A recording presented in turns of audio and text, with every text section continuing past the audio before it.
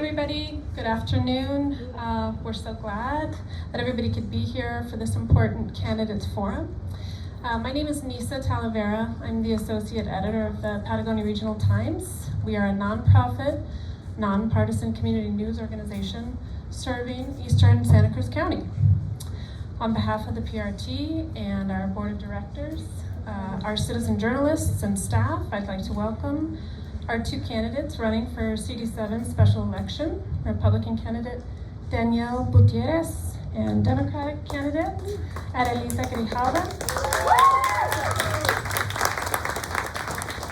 Thank you both for accepting our invitation to be here. We believe that it's imperative as a democracy that we have informed and active participation in government, and that local news has a mandate to take an active role in this process. We hope that through this program you will learn more about the candidates and their vision for our district. I would like to thank Casina Farley, and the Patagonia Creative Arts Association for allowing us this great venue, even with the rain and the tin shed. Right? Okay, some important instructions for our audience. Our restroom is right out the door here to my left. Feel free to leave a much needed and appreciated donation in the jar on the refreshment table to help offset the expense of our event. Please turn off your cell phones, anything that beeps, dings, watches, what have you. The Q&A portion of the forum will last approximately 60 minutes, and we really want to give our guests all the time to talk and answer questions. We ask that everybody show respect for our candidates and one another. There will be zero tolerance for shouting, interruptions, or any sort of disrespectful behavior towards our speakers. Please remain quiet throughout the forum. So no clapping, no cheering, or calling out. Our time is limited, and we really want to make sure we get through the Q&A. This is an informational forum.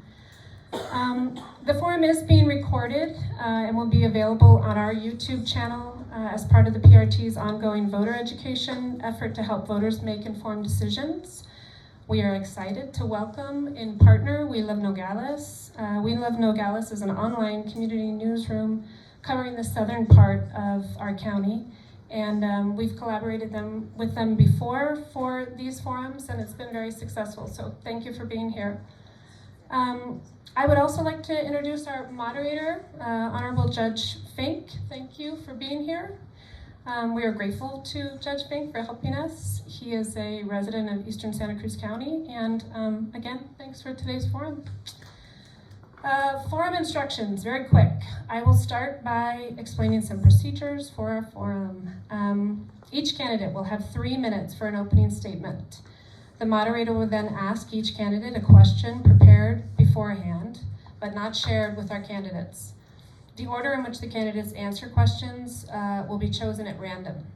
So candidate 1 will have 3 minutes up to 3 minutes to answer the question. Then candidate 2 will be given 1.5 minutes to respond. At the moderator's discretion, candidate 1 may be permitted to reply to candidate 2's response. The moderator will enforce the forum's rules and may interrupt a candidate if he believes the candidate is straying from the subject matter. The candidates shall not interrupt one another. Personal references about the other candidate are out of order. Our goal is civil discourse. At the conclusion of the forum, the candidates will each be given 1 minute for a closing statement. Our timekeepers are right here in the front row.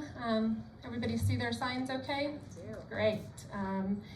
There's a half minute, a 1 minute, 15 seconds, so we'll let you know as your time's progressing for each question.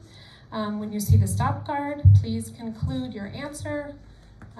If you keep going, we'll just politely say thank you and move on. That's it. I'll now turn the meeting over to our moderator, Mr. Fink. And thanks everybody for being here. We appreciate you. Thank you.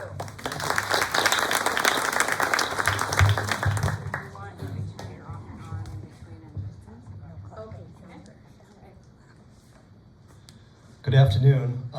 First, I have to begin by saying that I'm here in a private capacity, not as a representative of the Arizona judiciary, and anything that I say or do should not be imputed to the Arizona judiciary. Also, I want everyone to know, I do reside in this district. I am a registered independent, not part of either party, and I did not vote in the primary special election for this, so I'm here as a non-affiliated person. So I believe we start with the candidates each making an opening statement. Was there any particular order that had been decided? Or? Nope. All right, we'll just do it the old-fashioned way then, alphabetically. Mr. Butierez, if you'd like to begin. Hello, thank you for having me here. My name is Daniel Butierez.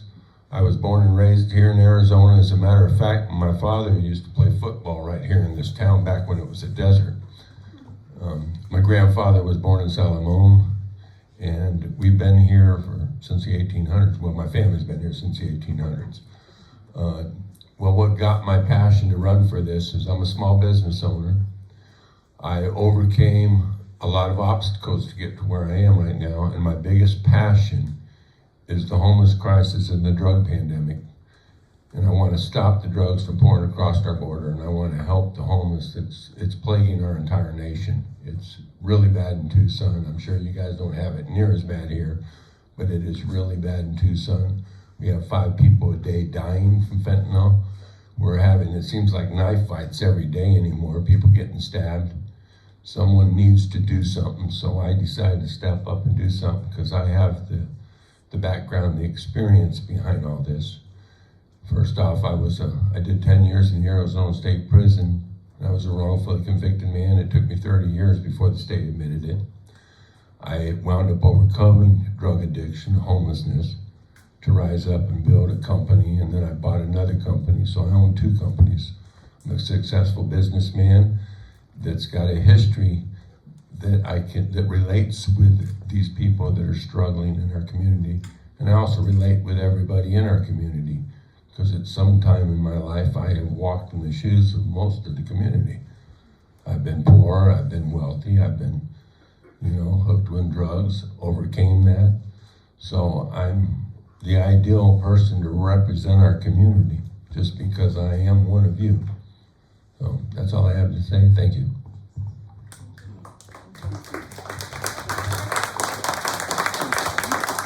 Just a reminder, everybody, we're going to keep the clapping not during the forum, just so we can really expedite the questions and try to get as many questions as we can. So please, if we can just save the applause for the end, we would appreciate it. Thanks. Thank you. Hola, buenas tardes. My name is Adelita Grijalva. I am the proud granddaughter of a bracero, a very hard-working Mexican immigrant who came to this country for a better life, and the daughter of a member of Congress. That happened in one generation because of hard work and public education. And so in my life, I think that it's been so important to fight for those who don't have a voice, for people who want justice, equity, and an opportunity to reach their American dream. I am the proud mom of 3 beautiful children. And in our society, we have opportunities, we should have opportunities for everyone to reach their American dream. I remember when my daughter, just this last May, graduated from high school, and I stood on the stage and looked out in a sea of young people in their cap and gowns. And I thought, what kind of future are we setting up for them? And I think that is why I am running for this position. I think Southern Arizona needs a champion, and we need somebody who's going to stand up to this extreme agenda of Trump and make sure that we are putting people's voices and their concerns in the forefront. So I've spent my life fighting for our shared values. I ran a juvenile diversion program right out of college. I graduated from the U of A. I'm educated through all public schools. And when I graduated from the U of A, I started working at a nonprofit called Pima Prevention Partnership. And my job was to create a program for young people who've had a misstep in school, and they were in danger of being suspended or expelled. And one of the things that we know statistically is if there is a child who is expelled or out of school for one day, they are 50% more likely not to graduate from high school. So that was our charge. My charge was to create a program like that. And during that time, I did that for 26 years and worked with thousands of young people who learned from their mistake and weren't involved in the juvenile justice system again or the adult system. And what we know is there are more children of color and people of color in our justice system, and that was what I was trying to work to break in that school to prison pipeline. During that time, I served 20 years on the Tucson Unified School District Governing Board. That is an elected but unpaid position, fighting for the rights of our children and our families. And then 4 years and 4 months on the Pima County Board of Supervisors, working to increase environmental protections, increase housing, preschool, and those are the things I think are critically important, and that's why I'm running, and I'm here to ask humbly for your vote and your support. Thank you very much. Thank you. I think we'll start with the first question to Ms. Grijalva because you already have the microphone. It sounds like we're in the home stretch of this special election, and you've studied each other, and I think you've had forums together before. And so my question is, what would you say is the issue facing this district for which you have the greatest distance between you and your opponent? I mean, you have a lot of differences on a lot of issues, but what would be the one issue that you would point to where you and your opponent are most apart in or on that issue? I think the number one threat to our democracy is Trump. And that is where I believe that we're very different. In the policies that he's passed, in that big, beautiful bill that is the largest redistribution of wealth in our nation's history, the attacks and dismantling of our Department of Education, our Department of Labor, small business, the 44% that has been cut to HUD for affordable housing. There's so many instances. The rollback of our environmental protections, which are so critical here in Santa Cruz County, specifically in Patagonia, where so much of the economy is built on ecotourism, that's what's a threat. Because right now, Trump has carte blanche to be able to make a lot of decisions without consulting Congress or the Senate. And that's what we need to roll back. We need to create a better balance of power so all of the branches of government have a voice. Right now, Congress has been pushed out and pushed off, and I think that is the very critical difference because we've only had one forum together and not a lot of debate back and forth. But from what I saw in a previous forum, in the Republican forum, my understanding was my opponent is very supportive of Trump's current agenda, and that's where we differ greatly. And I think really it's not about personalities, and I think that's what's really a difference, and I'm hoping has been a difference in our race versus our primary. I want to focus on policy. And what are we gonna bring that's different? And I think that experience of me being on a school board and being on the Board of Supervisors, understanding what the process is, and that federal government should be supporting local, not coming in and taking over. So I believe that's the biggest difference between the two of us. Well, I actually believe that what Trump's doing, she's right. I agree with what Trump says, what he's done. But most of this is fear-mongering. Most of these things that people are talking about aren't true. He's not taking our Medicaid. He's not taking our Medicare. These are just lies being pushed out by local media and people because they have nothing else to run on except to hate Trump. The biggest thing that I believe separates me from my opponent is I believe in putting Americans first. I believe we need to address things that are happening to our people. We have people dying in our streets from drugs. We need to stop the drugs. I don't see anyone doing anything to help the people in our streets. Our homeless crisis has begun to get worse and worse and worse. And someone needs to step up and address that. I believe I am the person that can step up and address that. I have a plan that I've been working on for quite some time, and I actually hire the homeless to give them back their self-esteem, to give them a paycheck, because I believe if you put them through treatment and then you kick them back out into the streets, they're gonna return to using drugs again. and we're not accomplishing anything, and it's milking the taxpayers dry. We need a program that works. We need to help these people, and I believe the homeless is one of the biggest things impacting our district. It's in Phoenix, it's in Tucson.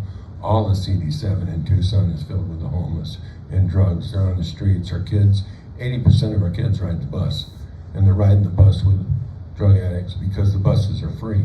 We got to care about our kids. We got to care about our community. Sorry about that. Thank you. Just a follow-up question, Mr. Gutierrez. I mean, there have been cuts to Medicaid, and I mean, substantial cuts. And I've seen a lot of independent analysis that, although I think what the Congress did is postpone those cuts until after the next congressional election, 2 years from now or so. But there have been significant cuts, and there have been studies that show that Arizonans, thousands and thousands of Arizonans, unless somebody else steps up like the state to pay for that, they will lose Medicaid. So I'm not sure, you're looking at something different from what the rest of us may be looking at. What you're looking at, not the rest of us, because there's a lot of people that don't agree with you. A lot of people, it's an opinion. Some people, there's people that think it's going to run out. I don't have that opinion. There's a lot of people that don't have that opinion. And I've actually discussed this with Ted on PBS, and he said, well, so-and-so says it's going to happen. I said, well, it's still his opinion. It's not a fact. And there have been cuts, and a lot of those cuts have been cut from the immigrants that aren't here illegally. There have been significant cuts. But if we don't do something, we're going to run out. Is there anything that President Trump and the Republican Congress have done that you wish they had not done, or with which you would disagree? I don't agree with everything they've done. At the same time, no one's going to make no negotiation. Does everybody walk away happy in a negotiation? Okay.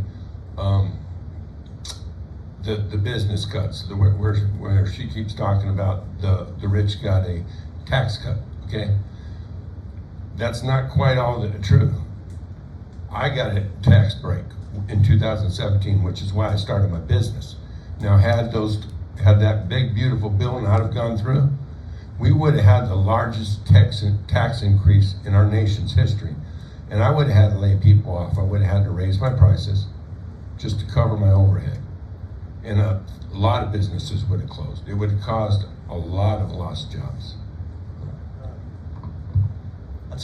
We'll go to the next question. Can I follow up on that? Okay, go ahead. So the problem with the cuts on the big beautiful bill, the big horrible bill, is that you get to the point of you get to the midterms, and right after the midterms is when all of these cuts go into effect. So we're talking 376,000 Arizonans, 142,000 children are going to be cut.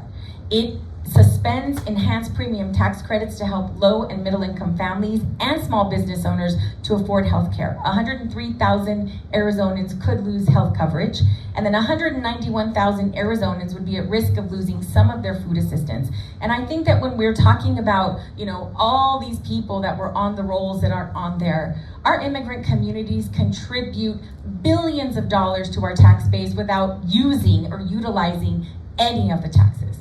And when we're talking about the richest 1% of Arizonans earning more than $787,000 a year, you're going to get an annual tax cut of $83,000. $24,000, if you're making under $24,000, you're only receiving a $50 tax credit. All right, thank you. All right, thank you. Back to Mr. Gutierrez. One of your campaign messages or slogans, I've seen it on your signs, is make Arizona safe again. So tell us what you mean by that. In what way is Arizona not safe, and how would you propose to address that and make it more safe? Well, I'll give you a good example. We've had approximately 4 or 5 Walgreens closed. It was 4, but someone told me they think there's another one that closed. I don't know if that's accurate or not. But our Walgreens are closing because they can't afford the shoplifting. Food City is closing on 6th and the freeway because of the shoplifting and the homelessness. Okay, I know my opponent she made a statement that it was Trump that caused it, but I'm telling you, the shoppers, the employees there, and the mayor of South Tucson acknowledged that it was the homeless that was causing that. And that directly comes down to we need to secure our border and stop the drugs from coming in here. We need to address the homeless crisis. Those are directly impacting the crime that's happening in our streets. I think that when we're talking about public safety, it's really important to look at the root causes. So when this administration is cutting about $500 million for the Council on Criminal Justice, it's estimating 373 grants are being cut.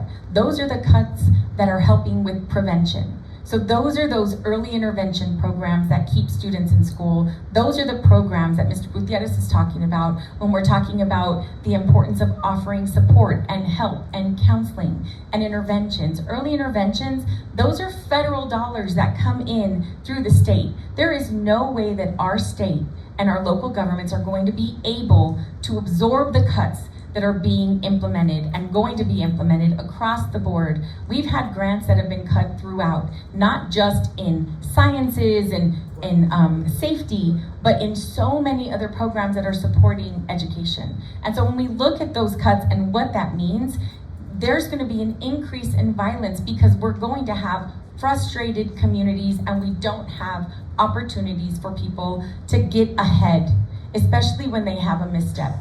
Those early intervention programs are incredibly important and they make a huge difference. Yes, sir, go ahead. The problem here is, and I've spoken to Mrs. Grijalva on this, they've been spending a lot of money incentivizing homeless to come into our country from all over the world. I actually brought this up to her. At one point they set $400,000 aside for our homeless, which the crime is growing, the homeless population is growing, and set aside $20 million to put the migrants coming in across our border up in housing. Thank you. All right, let's move on to another question. Respectfully though, those are very different issues. We're going to move on to another question, and then I'll get to you. All right. We've talked a little bit about education cuts, and the parents in this district, locally here, are seeing significant reductions in the funding for education of their children due to policies and cuts enacted through the current administration of the Congress. And more than half of the schools in our county are Tier 1 schools, which rely on federal funding for a significant amount of their budget. And the parents who are concerned because they're already seeing the effect of those cuts in the education and programs for their kids. Ms. Grijalva, will start to you, and then of course we'll go to Mr. Butierez, but are these funding reductions necessary? Are they too deep? Are they needed? Are they appropriate? Or what is your position about them? So the Department of Education, Arizona receives about $1 billion for K-12 programs. And what that does is it funds Title I, Title X, Title IX. Those are grants that are issued through the state in order to support students that are struggling. So a lot of the after-school programs, smaller class sizes, incentives for teachers to sign, those are all paid for out of grants. And we also, the funding for meals are also being cut. And so my frustration is that what we're doing is we are creating a system of the have and the have-nots. If you are in a private system where you come from a family that can afford the extra, go to private school, that's amazing, good for you. I don't begrudge any family making the decision that they want to for their own child's education. But when you are taking empowerment grants, if you couple the empowerment grants that are being expanded at the state level and at the federal level, those cuts are significant. Just in one district, $17 million in one district. There is no way that we're going to be able to absorb those costs as communities, especially when Arizona is 50th, 50, in the nation for funding of our public schools. So when we look at those cuts, we're going to see increased class sizes, we're going to see stressed teachers, we're going to see what we don't do is we don't support our educators as the professionals that they are. And so we're going to see more and more people not opt to go into education. They're going to decide to go into other businesses and opportunities, because I don't think that in our nation, you should have somebody that wants to be a teacher but can make more money working at Starbucks. That's just not an equitable system. And for the vast majority, over 90% of us, we have our children in public schools and we were educated through public schools. And so that's where I think that we have to continue to reinforce this idea that public schools are what opens the gates of opportunity for generations of young people. The fact that we are here, the vast majority of us went through our public schools.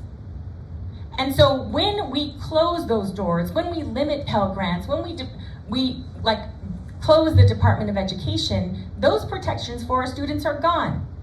We have many children right now that don't know if their scholarship is going to be honored. And we will have more and more young people who are part of the 99% of us that don't have an opportunity for higher education. And in America, that's not the direction that we should be going in. And that's why when in Congress, I would fight to be on education and workforce on that committee so I can continue to fight for our public schools. All right, well, this is a good question, because as a business owner, when something's not going right and the job's not getting done in a way that I'm satisfied with, I evaluate the problem. I don't throw more money at it, which is what politicians seem to want to do, just throw more money at the situation. Okay? I look to see what's going wrong and I fix it. This is what's wrong with our schools. I'll tell you right now, Mrs. Grijalva is correct. We're 50th in the nation, okay? And we spend approximately $10,600 per student a year, when Iowa spends less and they're ranked number 2. That tells me there's a problem. Arizona's doing something wrong that Iowa's doing right. Thank you.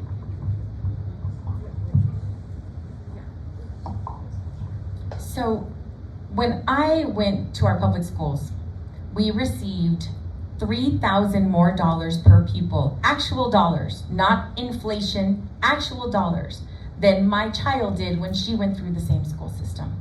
What we have in other communities and other states is they support preschool, they support kindergarten, they support early, before and after school programs. We don't do that here in Arizona. And so we're not 50th in the nation academically, we're 50th in the nation in funding. It is the fact that our school educators are doing an amazing job with the resources that they have, that we're in the position that we're in as a state. And I think the more and more we talk about bringing economic development here, those companies are asking about, what about your public schools? And we cannot continue to support a system that divides our communities with the have and the have-nots, whether you have a public education or you have a private education. The next question is to Mr. Butierez. Let's talk about immigration and the border. The border wall is not finished on parts of the border in this county. Homeland Security has ordered the continuation of the construction of the border wall, which is 3 stories and 30 miles long, to be continue to be constructed through really the San Rafael Valley, which is south of where we are right now. What is your position on the necessity and importance, or not, of the completion of the border wall? Well, I've spent a lot of time traveling the border, watching what's happening at the border. We absolutely need to finish the wall. And the reason we need to finish the wall is because people need to be directed towards the port of entry, not just cross wherever they want. Now, I don't know if any of you know Mr. Chilton, Jim Chilton. He has a ranch over here along the border. He's got 4 trail cams on his property, and he's been recording the activity on that property. Groups of 6 men all day long, different times, cross his property with backpacks on. Those backpacks are left at my father's property, which is beyond Mr. Chilton's property. Those are packs that they carried drugs in before the Trump administration took over again. There used to be an area there where the Border Patrol would checkpoint, so that before that, but during that time when Biden was in office, that checkpoint had nobody there, so they could take whatever they wanted across that, because the Border Patrol were down taxiing people from the end of the border wall to the Border Patrol station where they would check them. Then they'd take them over to 3 points, load them up on a bus, and then take them to the migrant camps and shelters. And we definitely need the wall done because we need to know who's coming into our country, and we need to stop the drugs. Again, I can't emphasize how important it is that we stop these drugs and start helping our people.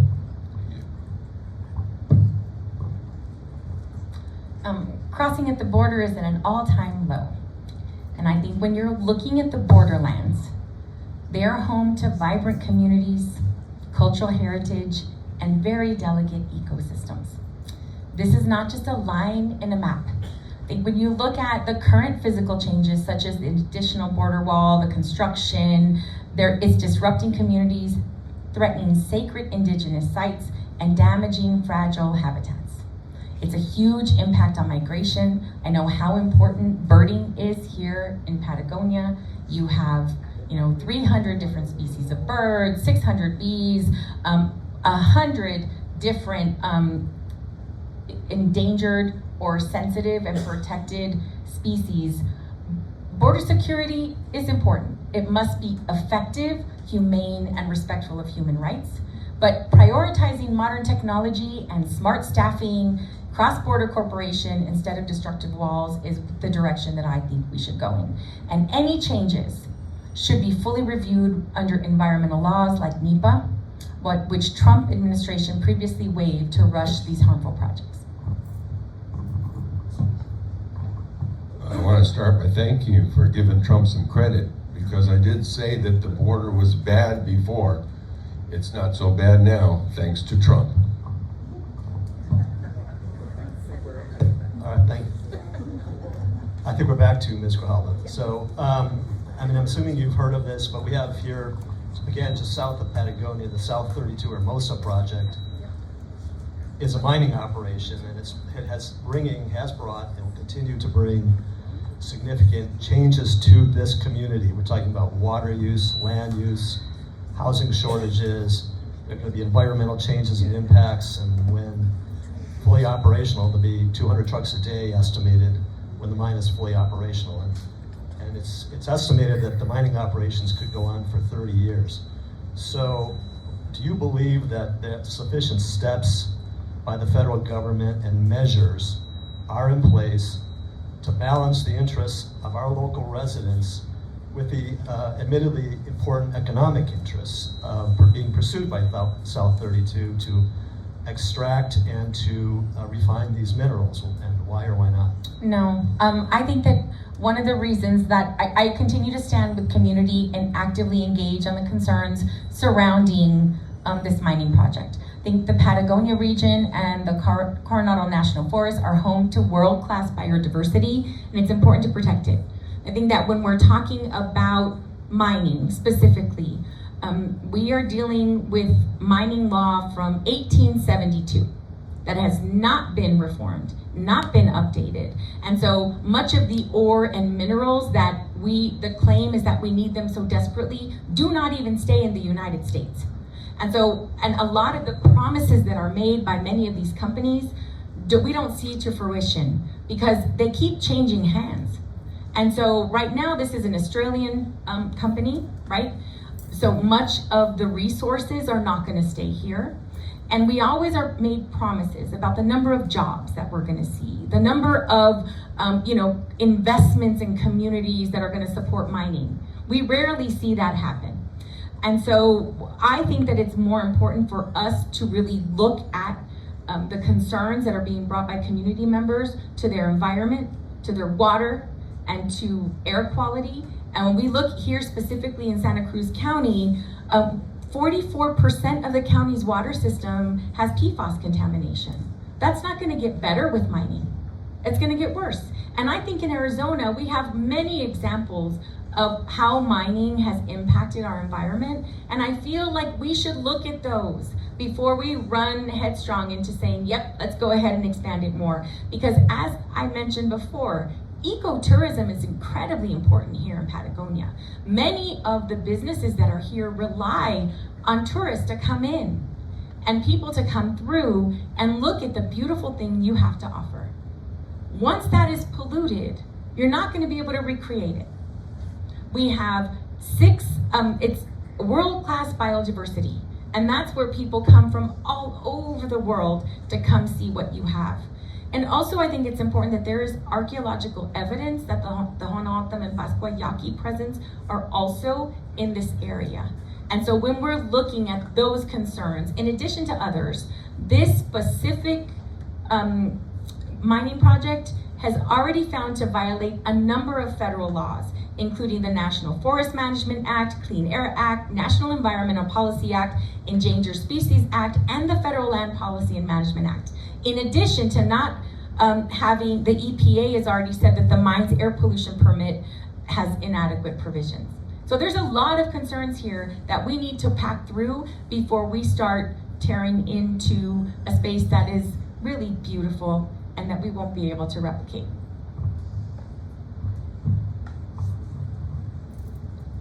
Well, most of my family were miners. All my tios were farmers, miners. My dad was a miner. And I do agree there is a lot of concern about mines. But ultimately, we need to understand, we need to put regulations on these mines. We need to make sure that they follow regulations, that they're protecting our water supply, because we do live in a desert and we do depend on that water. But we're ultimately not going to be able to stop these mines. They're bigger than us, they got bigger pockets than us, and the government will continue to use the resources, sell the resources. So we need to make sure that they are doing it properly and safely and protect our environment. Thank you.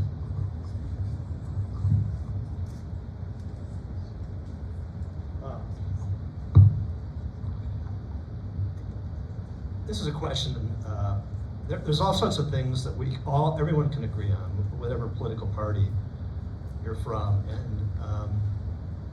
there are just certain things like we haven't had immigration legislation, the budget deficit, the cost of college education, which is out of reach for all sorts of people in middle income groups, what's happening with the climate, affordable health care, access to affordable health care. These are things we've talked about for years, if not decades. But, our government isn't addressing them. It hasn't addressed them when you had a Democratic president and a Democratic Congress, although there was affordable health care legislation, but we need more. Or when we have Republican president, Republican administration. Our government, and no one even talks about the budget deficit anymore. Our government is just not working and seriously addressing these problems, and it appears to, I think, most of us, the problems are just kicking the can down the road, and the people who are in power are just hoping that the catastrophe doesn't happen on their watch. So I think we can all agree that there's a lot of major issues there government is just not addressing one way or another. Why is this happening, and what can we do about it? I lost I think it was Mr. Butierez's turn. Yes. Well, you're absolutely right. We can all agree with that. I'm sure Ms. Grijalva is going to agree with that. One of the biggest problems I see with it is they keep putting all this fat in it, and everyone's arguing about the fat and which one they're going to spend this money on and that money on. But I absolutely agree, our government's not doing anything. And that's why I'm tired of politicians going to Washington, especially ones that have been connected for years and years and years. They wind up part of a good old boy club. I think we need to start doing term limits. I think we should have had term limits a long time ago. I don't think being a politician should be a career. Okay? And it wasn't, our country wasn't set up like that. Men used to go to work, build their companies, work their farms, and then before they retired, they went ahead and gave themselves to their country, which is kind of what I'm doing. Because as soon as I'm done with this, I'm retiring, I'm taking my wife fishing. So, thank you. I think that was a little bit of a veiled my dad was in Congress for a long time and I've been in politics for a minute, I do want to remind you that 20 years of that politician service was volunteer on a school board. So I think that that's a distinction. And the other is that I agree that part of the problem is we have a lot of big money, a lot of big lobbyists that get involved in local races and congressional races that try to push their weight around to influence elected officials. Too many of us are not, aren't bold enough to say, no, I'm gonna stand with the people. And one of the commitments that I have made before, my father did it as well, is that we are here for Southern Arizona. You have the opportunity every 2 years to decide who your representative is going to be in our democracy. And so I would be privileged to earn your vote and understand that that's only through December of 2026, when this community can decide whether we are the advocates you want. And so I am going to stand up for this community. And I am actually very proud of the endorsements that I've had trying to get big money and billionaires out of our races. I just want to make sure that you know I was not referring to your dad. I was referring to all politicians, really. I have respect for your father, and I want you to know that. The other thing is, I want everybody to understand that I have funded my own campaign. I've gotten very little money. I've put $200,000 of my own money in. I'm not owned by anybody. So thank you. Ms. Grijalva. So, COVID. The virus is still around, but thankfully we're past the pandemic level. But I think it would be naive to assume that that's the last time we're going to see some other infectious agent or pathogen that can come back or come and cause similar problems or worse.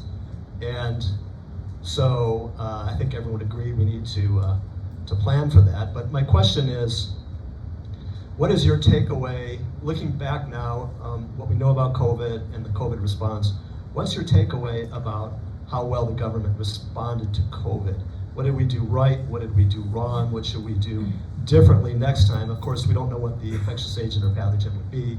That could affect everything. But just looking back at COVID, what did we do right? What did we do wrong? And what should we do to start to prepare and plan for the next unknown infectious agent? I think that we had no idea what the ramifications were or how COVID was spread. So given that, keeping people home, there are pros and cons to that. We noticed with our older communities and students that were taking school at home, there were a lot of emotional stresses, and it was very stressful for a lot of us. Many of us are here today as a result of some of that isolation, as a result of immunizations, and as a result of the protocols that were laid out. But our government was focusing on vaccines for these situations. And right now that funding has been cut. So I think that we will not be ready for the next endemic that comes, because we won't be prepared. Because this administration has also cut back on sciences, not only arts and music, but science and research. And so in talking to professionals at the University of Arizona who were in the middle of trials, those programs have all been cut immediately. So I'm very concerned with the attack on information, the attack on what you made a comment about, all of us can agree that certain things are a reality. I don't think that's true. I don't think everyone agrees that our climate and increases are a result of what we're doing to our earth. I don't believe that to be true. I don't believe that everyone believes that education is valuable and important. I don't think that's true. So there are very few things in this environment right now that we can agree to. That's the sad part. We used to be able to, it was a little more moderate. The question was about COVID and whether you see, looking back at it, was there anything that we did as a government did that looking back on it, we should not have done, for example? I think that given that we didn't have the information and we didn't know what it was and how it was spread. We did the best that we could, and everybody did. And then once we had more information, had vaccines, our communities opened up more, and I think that that was really important. But one of the first things that we had to do, I was on the school board at the time when we closed down schools, it wasn't trying to get laptops to students, it was getting food to students. We have so many of our young people that rely on our schools for food, and that's something that also has been cut by this administration. Okay, well, first off, I'm not a doctor or a scientist, but I do know that flus, generally, when they first start out, a new flu, they have the ability to kill. And they're not supposed to, it's not their job. They're not supposed to kill their host because they survive on their host. But this flu was killing its host. And that being said, I was very fortunate. I'm a painting contractor, I own painting companies, and we continued to work. Me and my employees, we didn't go through what everyone else was going through. We never had to stop working. We kept right on working through it because we were an essential company. But I believe, and from day one, I thought that the elderly should have stayed home and protected, and the rest of us should have been out there keeping the community going. We wouldn't go work with the elderly. If they wanted us to come and paint their house, we wouldn't go there because I didn't want to endanger them. But I think they should have been kept safe, and the younger ones of us should have continued to function. But So what about the school closures? Where would you stand on that? I think the schools should have stayed open unless they had some parents that were older or grandparents that were there, because our elders should need to be protected. That was for sure. All right, thank you. I think we're still with you, if I'm not mistaken. And this is about water. These rural communities out here and largely throughout this district where you would serve if you're elected, rely on groundwater for agriculture, ranching, daily life, run wells, and we're in a long-term drought, and this is, for example, is a horrible summer down here. We face serious concerns about the scarcity and quality of our groundwater. What do you believe the government should do to try to ensure that our water resources and supplies are protected, if not improved? Well, and do you believe there is need for more federal oversight of this resource? At this point in time, I think the federal government needs to come in and protect Arizona, because they got a blue project that Tucson just turned down, and now they're going over to Marana, and they're going to and if Marana goes with it, they haven't said they're going to go with it yet. But if they go with them, they're going to take the same water that they said they were going to take from Tucson, which is our drinking water for 2 years. I'm not okay with that. And if Marana turns them down, because they're businesses, and a business is always 3 steps ahead of the people they're dealing with, they're talking about going on the federal land and still using the water. They don't care what we're doing. These big companies are going to come in and they're going to take the water. And I think our federal government needs to step in and do something. And that's the plus to me being, having not attacked Trump or anything like that. I believe if I'm elected, I can go in there and work with the administration and Congress to protect Arizona. Thank you.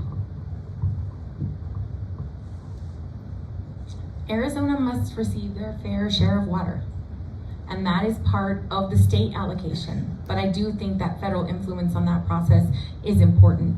I think farmers in California need to do their part as well. I think farmers in Arizona are doing an amazing thing. I think we need equitable solutions to our drought. It's important that when we're looking at the aging water delivery systems, especially in our rural communities, that's federal legislation and funding should go to improve that. And we need stronger water conservation efforts. One of the things that is really important in what we did in Pima County is looking to how do we continue to refill and replenish our aquifers. I think that's more effort needs to be made there, and we need to address the PFAS contamination in our communities. That's something that we have to do because it's in our water supplies, and every Arizonan deserves access to clean air, access to clean water, high quality drinking water, and we need to support our tribal nations in resolving their longstanding water rights claims. So all of these are efforts that have to happen, and we have to make sure that we're doing as much as we can on the conservation effort. I know Patagonia, every time I drive around here, I see all of the water harvesting, and we need to do more of that, but we need to stop these companies from coming in and taking our groundwater. Because we need to do conservation efforts, but we need to do better at stopping these big companies from coming in and sucking up all our groundwater. Then back to Ms. Grijalva. The people who live here in this part of the county, and I assume in the east and the west, have seen the administration, federal administration of President Trump has built up more of a military presence on the border, including the National Guard. And my question is how do you feel about that? I mean, do you think this is a necessary thing? Is it a good thing? Is it unnecessary? And to the extent you think it's a good thing, and they should be here, should it be temporary or permanent, or what's the timeline? I don't believe our National Guards should be deployed to police American citizens, and that's what's happening right now. Peaceful protests, I've seen, are a good, healthy thing in our community, and I feel like Trump doesn't want to see that. He doesn't want us protesting. And so what he's done is not only do we have the National Guard deployed, but he's also creating his own government with not doubling ICE's budget, but 20 times the budget. So he's going to have his own military force, larger than any other one, that he's going to be able to direct, to target individuals, the people that look like me, to be able to say, I don't think, I want to ask you about your documentation. I want to go into restaurants and ask people, walk around and intimidate people. I want to go to Home Depot, people that are working, and start asking them questions about whether they're citizens or not. That's the kind of thing that this administration is pushing. And I am not in favor, even the deployment recently in Washington, D.C. He's targeting individuals that are unhoused. I mean, that's what they're out there for. So I think that D.C. is at an all-time low in crime, but then he's deployed. I think it's sort of like a test to see how much we can be desensitized to these issues. So when he does it in other countries, in other states, that we're just like, well, he's been doing that, so it's okay. It's not okay. This is our democracy, and we have a representative democracy. And these issuing of the National Guard, issuing of declaring war, all of that should be going through the other branches of government, and it's not. Well, for starters, he didn't actually just send the National Guard out to do that, and they weren't peaceful protests. They were throwing rocks and bricks at our Border Patrol, and he sent the National Guard out to protect the Border Patrol. So they were not peaceful protests. As far as that is, we've got a lot has happened in the last 4 years. And as a matter of fact, a paper up in Arizona just came out, and they're investigating the money that was given to the NGOs, because they've been ripping us off, giving NGOs money that are not a government agency, our tax dollars, to send to bring these migrants in, to put them in hotels, to take care of them. This has been a real big problem, and right now, the Trump administration is trying to address it. They're not going around asking people, because you look like my family over here, can I see your ID? This is just not so, okay? He is going after the dangerous criminals, and if there's someone with them that happens to be illegal, then apparently they're getting sucked up in it. But I'm hearing people say that they are doing raids daily here in the community. And if you Google it, there hasn't been one raid on the immigrants here in Tucson or over in Tucson at all, not one. So they're fear-mongering. They're leading you to believe that these are happening daily. Let me ask you a follow-up, and then we'll get back to Ms. Grijalva to answer this question also, and to reply to anything you said. And along the same theme, the Trump administration is trying to negotiate or with Mexico, the Republic of Mexico, to possibly engage in military or paramilitary operations in Mexico to try to attack the drugs and the fentanyl at its source in Mexico, and the cartels, which are the source in Mexico. They're trying to move in that direction, and there's some negotiations with the Republic of Mexico on that. Would you support that endeavor?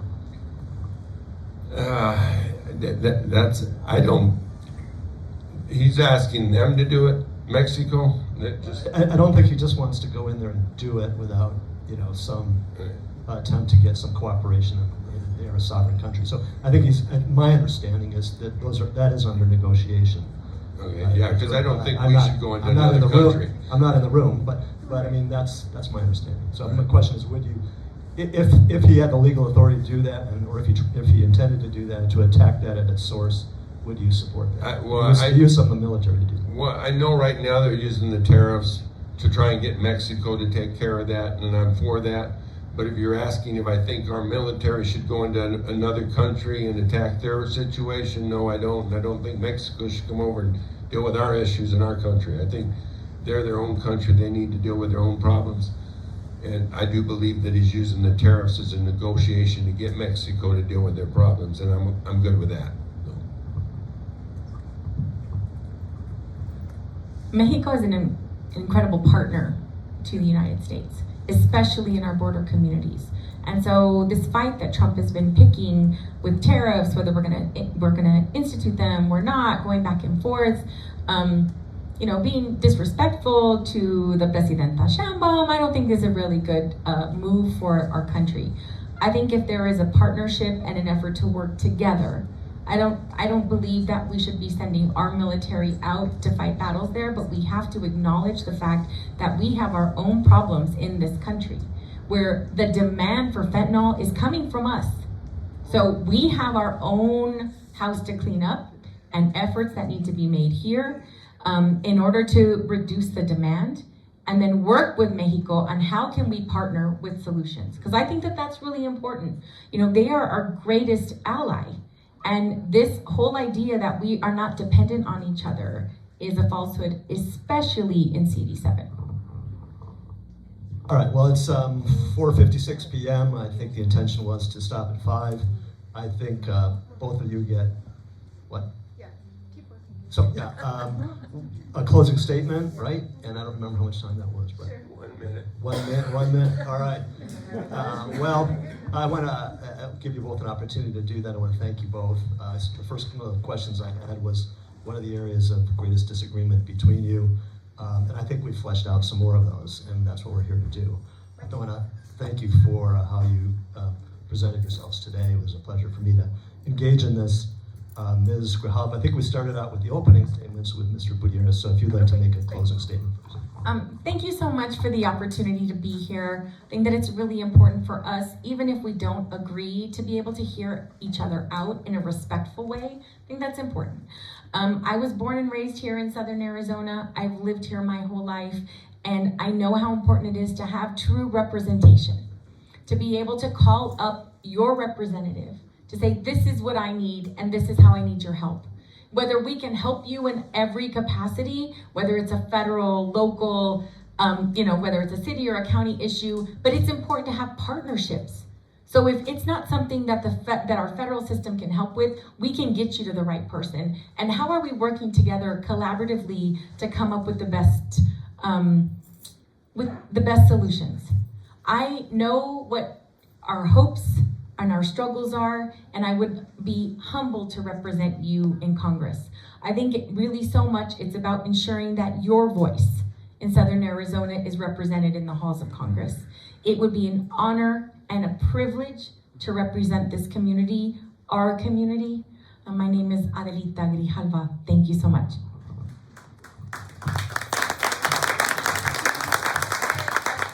Let's give our guests their time. Thanks. That'll be done at the end.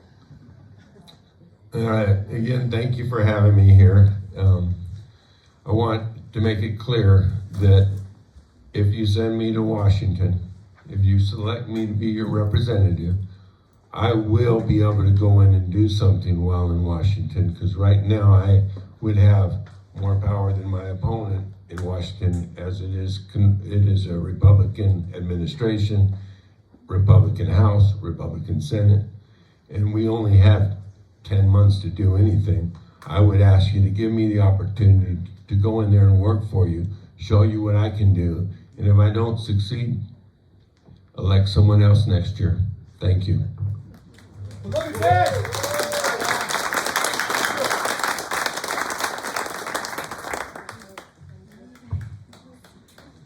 Okay, thank you everybody. Thank you so much to our guests.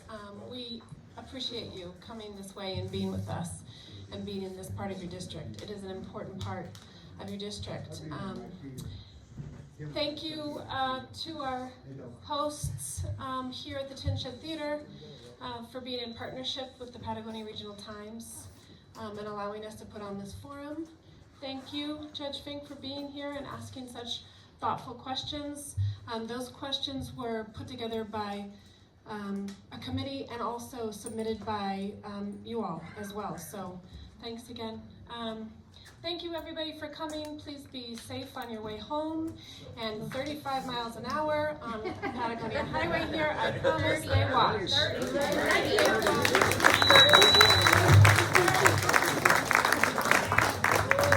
Go, Dad, we love